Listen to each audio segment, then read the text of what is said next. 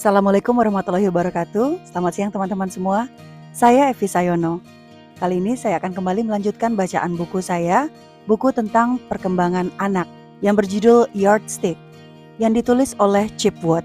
Pada video ini saya akan membacakan karakteristik perkembangan dan pertumbuhan anak-anak berusia 5 tahun. Karena pada bagian ini isinya terlalu panjang, maka saya akan membagi 2 atau 3 penjabaran tentang karakteristik pertumbuhan dan perkembangan anak usia 5 tahun ke dalam 2 atau 3 buah video. Pada video bagian pertama ini saya akan membacakan bagian opening atau pembukaan mengenai ciri-ciri general atau ciri-ciri umum dari anak-anak berusia 5 tahun sampai dengan 5 tahun yang menuju ke 6 tahun. Karena buku ini ditulis dalam bahasa Inggris, maka saya akan terlebih dahulu membacakan buku ini dalam bahasa aslinya yaitu bahasa Inggris. Lalu kemudian saya akan menginterpretasikannya ke dalam bahasa Indonesia per bagian paragraf yang saya baca. Namun sebelum saya mulai, perkenankan saya untuk meminta izin apabila teman-teman belum sempat mengklik tanda subscribe, monggo ya diklik tanda subscribe-nya dulu. Teman-teman juga dapat mengklik tanda lonceng sehingga jika saya memposting video bacaan buku terbaru, teman-teman akan dapat dengan sendirinya terupdate. Jika teman-teman berkenan dan menyukai isi video ini, silakan juga klik tanda like-nya ya. Dan jika teman-teman merasa akan ada banyak kolega lain yang akan dapat memetik manfaat dengan mendengarkan bacaan buku ini, monggo ya silakan membagikan link video ini ke sosial media yang teman-teman punya. Saya tunggu juga kritik, saran, komentar, dan feedback-nya di kolom komentar. Page 57. 5-year-olds.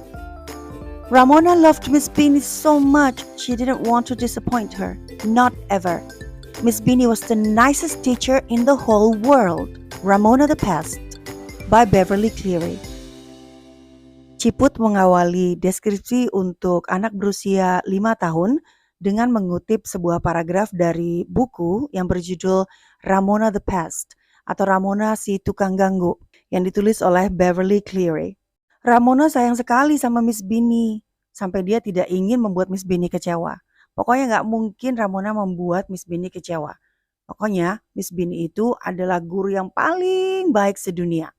After a busy morning in an overly academic kindergarten, a 5-year-old boy marched up to his teacher's desk, put his hands on his hips, and announced, "You don't seem to understand, teacher. I just came here to eat and play." Nothing could better characterize the developmental needs of the 5-year-old than this story from my colleague, Sue Switzer. Pada sebuah pagi yang sangat sibuk di sebuah TK yang terlalu akademik, ada seorang anak laki-laki berusia 5 tahun yang kemudian berjalan dengan sangat cepat ke meja gurunya. Lalu anak laki-laki ini meletakkan kedua tangannya di pinggang lalu mengumumkan, "Bu Guru, kayaknya Bu Guru nggak ngerti deh. Aku tuh datang ke sini cuma pengen makan sama main." Cerita yang diceritakan oleh seorang guru TK bernama Sue Switzer yang juga merupakan rekan dari Ciput, ini memberi gambaran yang sangat jelas tentang karakteristik dari anak-anak berusia 5 tahun ini. Today, many of our kindergarten and first grade programs are once more seriously out of balance with the developmental needs of 5-year-olds. Too much attention to paper and pencil tasks, test taking, and early reading acquisition is creating a pressure cooker environment for children, teachers, and parents. Paragraf ini mungkin catatannya karena Ciput adalah penulis berkebangsaan Amerika, ini disesuaikan dengan apa yang terjadi di sana ya, di mana TK sama kelas 1 itu memang harusnya masih mirip-mirip. Oke, baik kita mulai. Akhir-akhir ini banyak sekali TK-TK dan juga program kelas 1 yang tidak sesuai atau tidak seimbang. Tidak sesuai maksudnya di sini adalah tidak sesuai dengan kebutuhan perkembangan anak yang berusia 5 tahun. TK-TK sekarang ini dan juga program kelas 1 terlalu memfokuskan perhatiannya kepada kegiatan-kegiatan yang melibatkan kertas dan pensil. Paper and pencil task ini sebagai catatan maksudnya adalah anak-anak TKB usia 5 dan anak kelas 1 usia 6 di Amerika itu sudah terlalu sering dikasih tugas yang melibatkan pensil dan kertas, disuruh nulis. Padahal itu tidak sesuai dengan pola perkembangan anak usia 5 tahun. Selain tugas-tugas sekolah yang terkait dengan paper and pencil atau kertas dan pensil, TK-TK dan juga program kelas 1 itu juga terlalu menekankan kepada test taking. Dites, dikasih tes, ulangan terus. Anak umur 5 tahun dipaksa untuk bisa membaca. Padahal ini membuat anak, orang tua, dan juga guru seperti berada di lingkungan di dalam pressure cooker.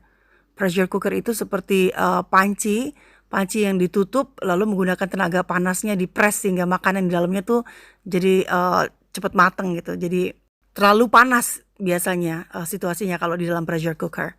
Baik, mari kita lanjut ke paragraf 3 halaman 57. Learning is at its best for 5-year-olds when it is both structured and exploratory. Structured through a clear and predictable schedule.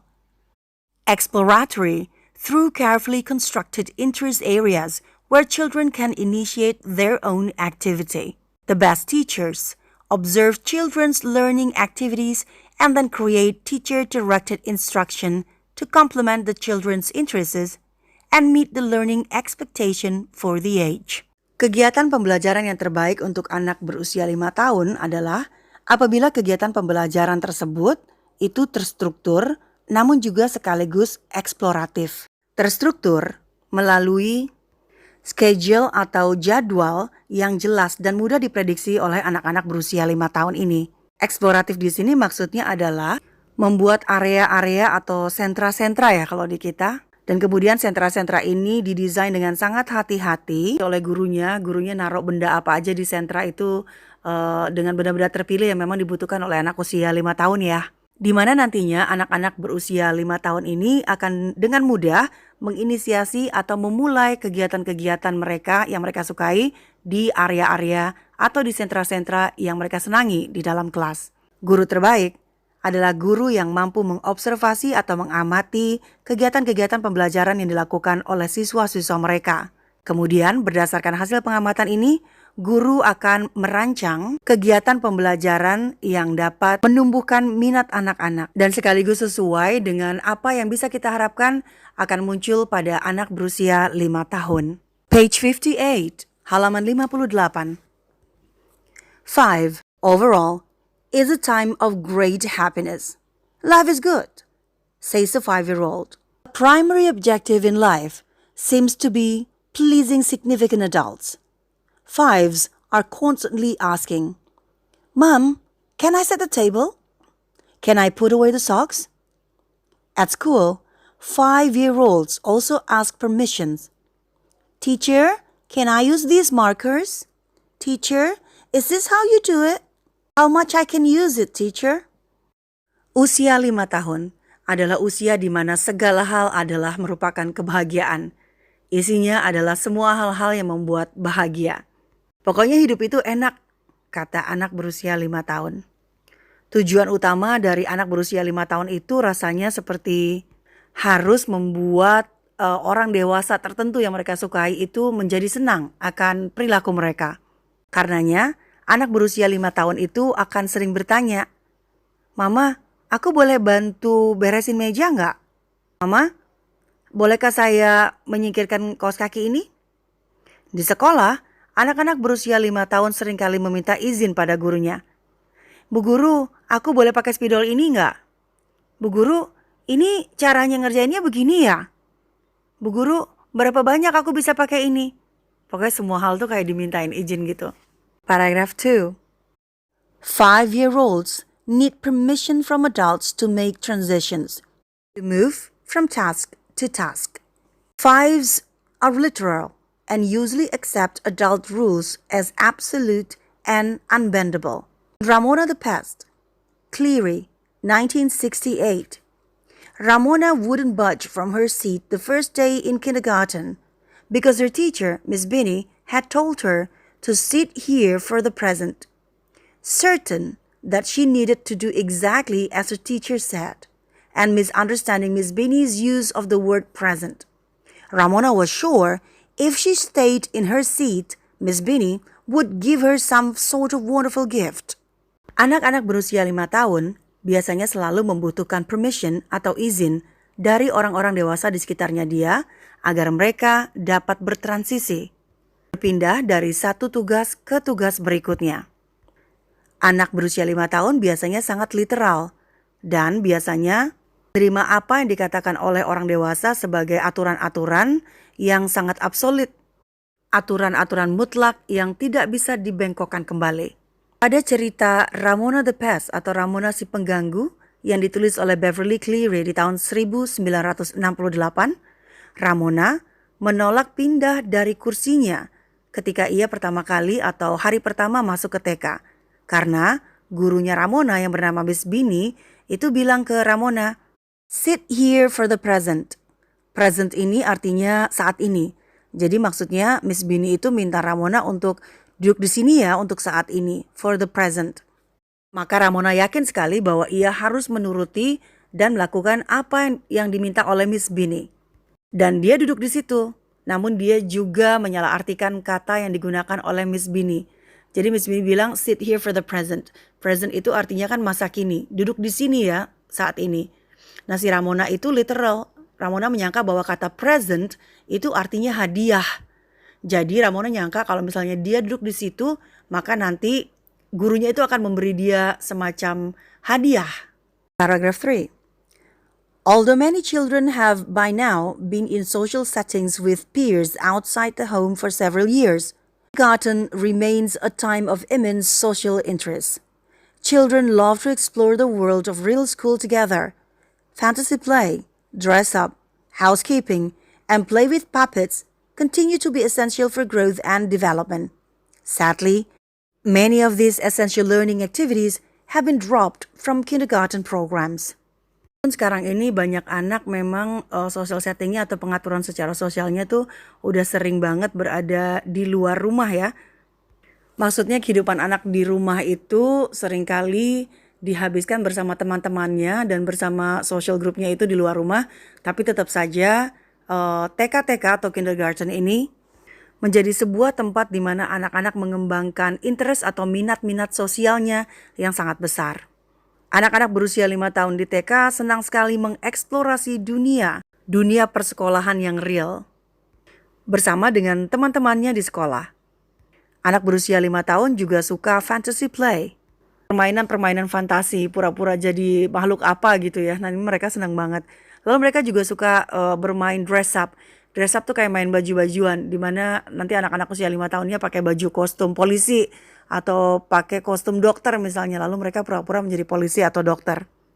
Lalu main rumah-rumahan misalnya. Dimana nanti mereka pura-pura masak pakai panci beneran. Atau pakai mangkok beneran gitu ya. Ini agak lucu. Jadi ibu-ibu di rumah kalau misalnya anaknya yang usia 5 tahun terus tiba-tiba ngeluarin panci atau segala macam, jangan dimarahin ya, karena emang usia perkembangannya mereka lagi suka banget main rumah-rumahan, pretend playing, pura-pura ya. Nah anak berusia 5 tahun ini juga masih suka bermain puppets. Puppets tuh kayak boneka wayang yang ditaruh di tangan kemudian digerak-gerakan terus kayak pura-pura bisa ngomong gitu. Nah mereka juga lagi suka pakai puppets. Bukan hanya suka, tapi juga esensial atau sangat penting bagi pertumbuhan dan perkembangan anak berusia 5 tahun. Namun sayangnya, kegiatan belajar yang esensial ini itu seringkali ditinggalkan oleh TK-TK. Jadi program yang ada di TK-TK sekarang ini seringkali melupakan apa yang dibutuhkan oleh anak-anak 5 tahun ini. 5-year-olds are not selfish, but they are at the center of their own universe and often find it hard to see the world from any other point of view. Children may find it impossible to complete a given task except in the one way they know, their way. They often have trouble expressing empathy if a conflict affects them directly, sharing their toys or space, for example. But if a classmate across the room is crying, a crowd of caring fives may gather. Anak usia 5 tahun ini sebenarnya nggak selfish kok. Selfish tuh apa ya? Kayak mau menang sendiri gitu. Tapi memang anak usia 5 tahun itu berada di tengah-tengah dunianya sendiri. Dan seringkali mengalami kesulitan untuk melihat dunia dari sudut pandang yang lain. Anak-anak usia 5 tahun menganggap bahwa menyelesaikan sebuah tugas itu bisa dilakukan dengan satu cara. Caranya bagaimana? Caranya mereka. Anak berusia 5 tahun seringkali mengalami kesulitan untuk mengekspresikan empati mereka ketika sebuah konflik secara langsung mempengaruhi mereka. Misalnya, harus berbagi mainan dengan temannya atau harus berbagi tempat ruang untuk temannya. Kalau harus berbagi mainan langsung kan itu langsung langsung berpengaruh kepada dia. Nah, ini mereka sulit untuk berbagi. Jadi kalau misalnya anak umur 5 tahun kayak nggak mau minjemin mainannya atau disuruh geser nggak mau dari tempat duduknya ya, karena memang usianya dia dalam tahapan itu. Tapi kalau misalnya ada temennya yang juga sama-sama berusia 5 tahun kemudian nangis misalnya di sudut kelas, maka nanti akan tiba-tiba ada segerombolan anak usia 5 tahun yang sangat perhatian. Lalu mengerumuni anak yang sedang nangis itu dan berusaha membuat anak yang nangis itu menjadi merasa lebih baik. Baik teman-teman, bagian opening yang menjelaskan secara umum atau secara general karakteristik dari perkembangan dan pertumbuhan anak usia 5 tahun ini sangat panjang. Untuk bagian openingnya saya akan membuatnya menjadi 2 video. Ini adalah bagian opening pertama. Ditunggu ya bagian opening untuk penjelasan anak usia 5 tahun di video saya berikutnya. Baik teman-teman, saya ingin mengucapkan terima kasih atas kesediaan waktunya telah mendengarkan video bacaan buku saya sampai akhir. Terima kasih sudah mendengarkan. Sampai jumpa di bacaan buku berikutnya. Saya Evi Sayono. Dah.